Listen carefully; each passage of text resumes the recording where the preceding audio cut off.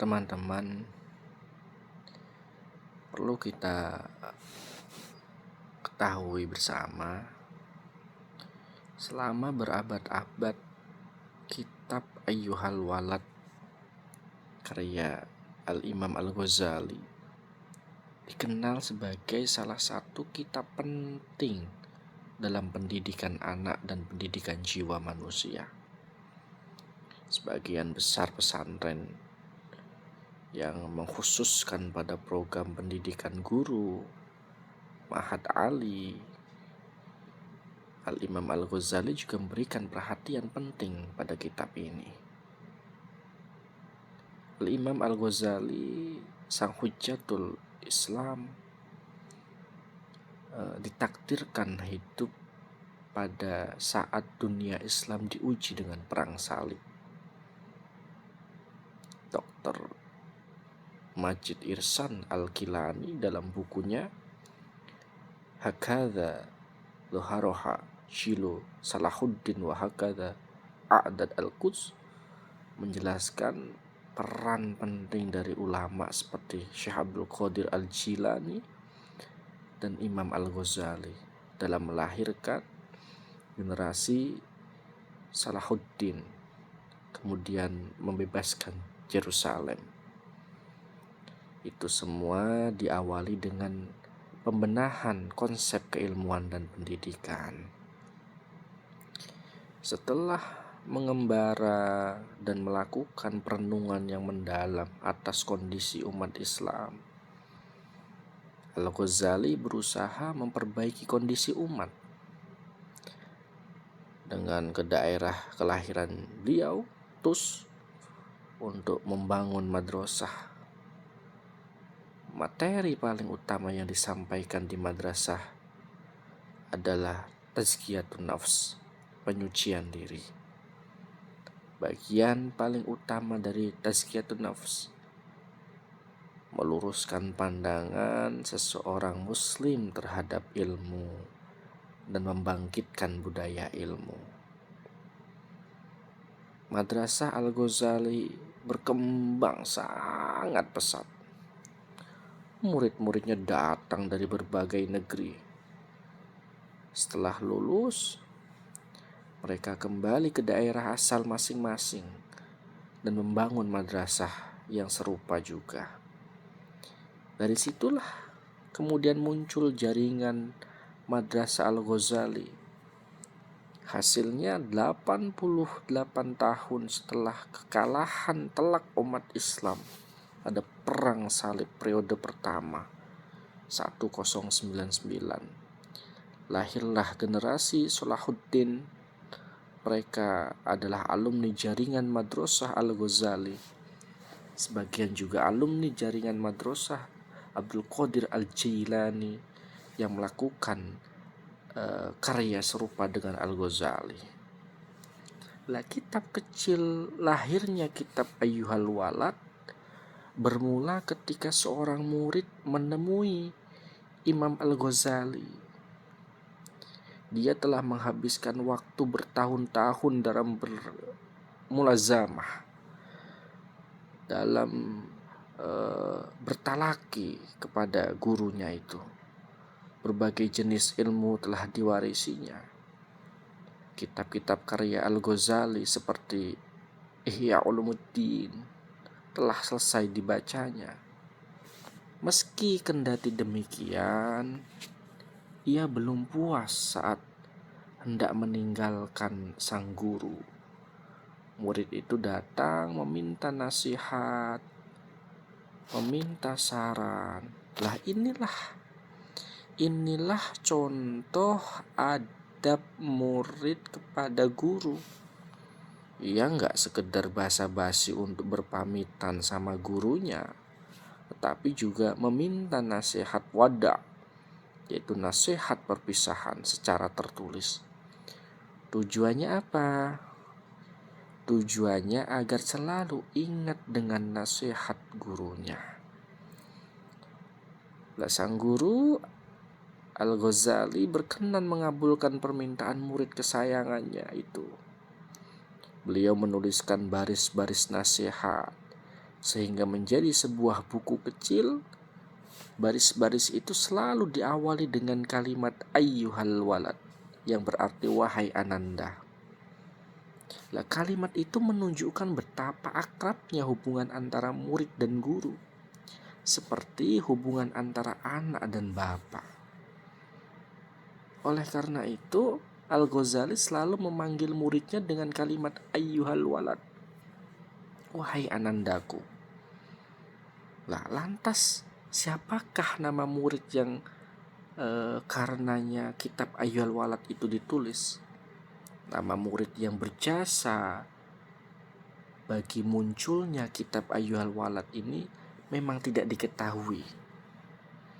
Jadi ia adalah pahlawan yang tidak dikenal.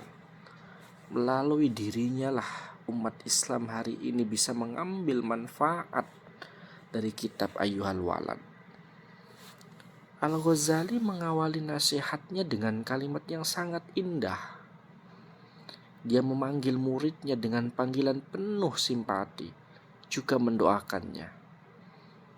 Kata Al-Ghazali, wahai ananda tercinta, semoga Allah memanjangkan usiamu agar bisa mematuhinya.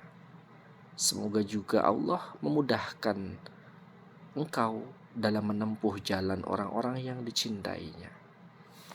Lah, kata-kata Al-Ghazali ini memberi contoh tentang adab dalam menyampaikan nasihat. Al-Ghazali memanggil muridnya dengan sebutan ananda tercinta.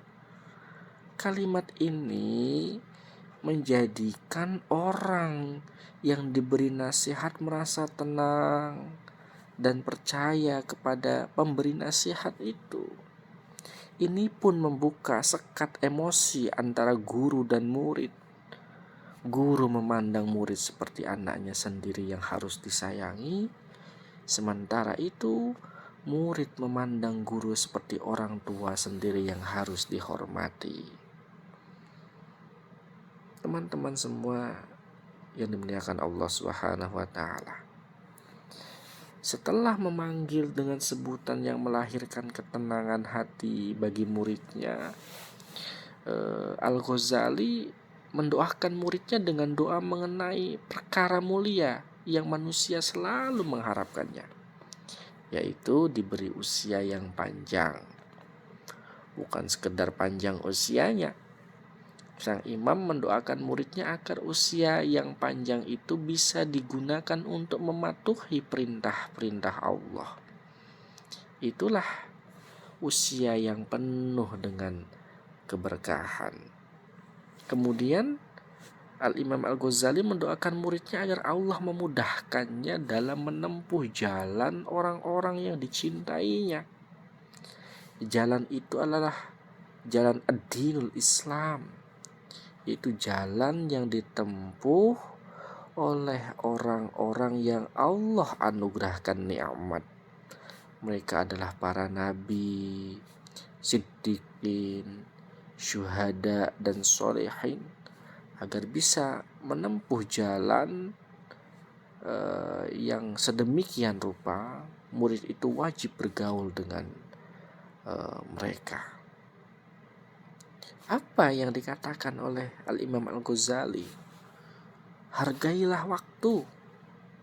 Setelah mendoakan muridnya, Al-Ghazali mengingatkan bahwa nasihat yang akan ia sampaikan bukanlah sesuatu yang baru. Beliau hanya menyampaikan kembali nasihat Rasulullah SAW dengan mengatakan nasihat yang tersebar dalam kitab Ayyuhal Walad. Itu ditulis dari perbendaharaan kerasulan alaihi salatu wassalam. Di antara sekian banyak nasihat yang disampaikan Rasulullah SAW kepada umatnya adalah sabda beliau, salah satu tanda bahwa Allah Ta'ala berpaling dari seorang hamba adalah menjadikan hamba itu sibuk dengan perkara yang tidak memberinya manfaat. Apabila seseorang kehilangan usianya sesaat saja untuk sesuatu di luar tujuan ia diciptakan, yaitu untuk beribadah, sungguh sungguh-sungguh, ia layak mengalami penyesalan yang berkepanjangan. Siapa saja usianya telah melewati 40 tahun, tapi kebaikannya belum mampu mendominasi keburukannya, bersiap-siaplah ia masuk neraka. Imam Al-Ghazali pun mengingatkan muridnya agar tidak menyia-nyiakan waktunya, meskipun sesaat saja, untuk perkara-perkara yang tidak bernilai ibadah. Orang yang menyia-nyiakan waktu itu akan menderita penyesalan yang berkepanjangan. Maka dalam sebuah hadis yang diriwayatkan oleh At-Tabarani, Al-Baihaqi, Rasulullah SAW bersabda, penduduk surga pasti akan menyesalkan waktu sesaat yang telah berlalu ketika itu mereka tidak berzikir mengingat Allah. Usia 40 tahun sangat menentukan. Ketentuan ini memang tidak mutlak. Ada saja orang yang baru mendapat hidayah pada saat usia yang sudah lebih dari 40 tahun. Tetapi umumnya orang yang sudah berusia 40 tahun atau lebih cenderung sulit bisa atau mampu menerima hal-hal baru. Apabila telah terbiasa dengan penyimpangan dan keburukan, dia akan sulit diluruskan dan diminta meninggalkan keburukannya. Kenapa? Karena pada usia 40 tahun pemikiran dan sikap manusia telah matang dan kokoh. Entah matang dan kokoh dalam kebaikan ataupun matang dan kokoh dalam keburukan. Al-Ghazali melanjutkan nasihatnya ilmu dan amal. Wahai Ananda, nasihat itu mudah. Nasihat itu mudah. Yang sulit adalah menerimanya. Sekali lagi, nasihat itu mudah, yang sulit adalah menerimanya. Sebab dia terasa pahit bagi orang-orang yang mengikuti hawa nafsu, karena hal-hal yang dilarang agama sangat disenangi hati mereka. Terkhusus bagi orang yang mencari ilmu serta sibuk menunjukkan kehebatan dirinya dan mencari kemewahan duniawi. Orang itu menyangka bahwa ilmu yang gak diketahui, gak diamalkan akan menjadi sarana bagi keselamatan dirinya. Oleh karena itu tidak perlu mengamalkan ilmunya. Ilmu rasmi, yaitu istilah yang lazim dipakai di kalangan orang-orang sufi. Kitab Syurrah Az-Zulumat Syarah Risalah Ayyuhal Walad, ada 3 makna mengenai ilmu rasmi. Pertama, sesuatu yang disebut ilmu sebatas tulisan dan nama seperti filsafat. Kedua, ilmu yang diperoleh sebatas karena kebiasaan, bukan dengan maksud untuk diamalkan. Ketiga, ilmu yang sebenarnya bermanfaat tapi menjadi tidak bermanfaat karena pemiliknya tidak mau mengamalkan tuntutan ilmu itu. Al-Ghazali kemudian mengingatkan bahwa ilmu yang tidak diamalkan hanya akan menjadi bencana bagi pemiliknya.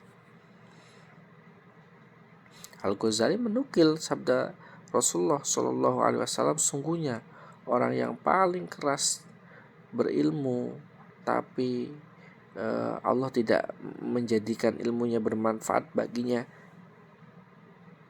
itu adalah yang demikian. Tanda tidak bermanfaatnya ilmu seseorang adalah ketika ilmu itu tidak diamalkan. Ibarat manusia